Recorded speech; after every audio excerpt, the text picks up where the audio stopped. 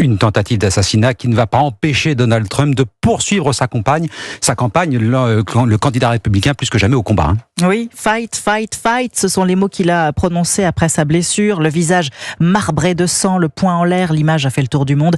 C'est un Trump plus déterminé que jamais qui montera aujourd'hui sur l'estrade de la convention républicaine à Milwaukee dans le Wisconsin.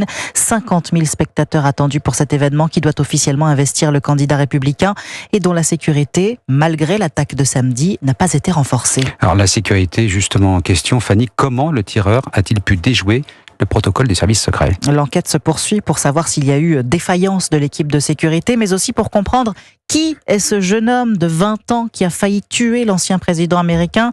Aviv Afride, on sait qu'il s'appelle Thomas Matthew Crooks et qu'il est originaire d'une petite ville de Pennsylvanie. Oui, la photo publiée par le FBI montre un jeune homme à lunettes d'allure discrète.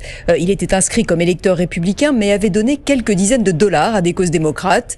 Il n'avait pas de casier judiciaire, pas d'antécédents de problèmes mentaux. Mais selon un de ses anciens camarades de lycée, interrogé par NBC, sa scolarité avait été difficile. Il était harcelé presque tous les jours. Il était tout seul à la cantine, il était rejeté. Vous savez comment sont les jeunes aujourd'hui.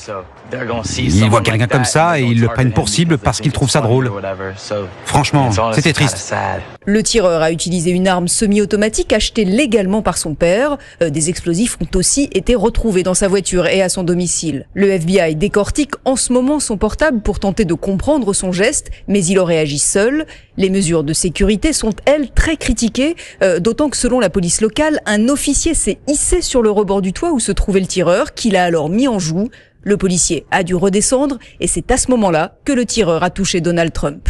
Aviv Afride, correspondante d'Europe 1 aux États-Unis.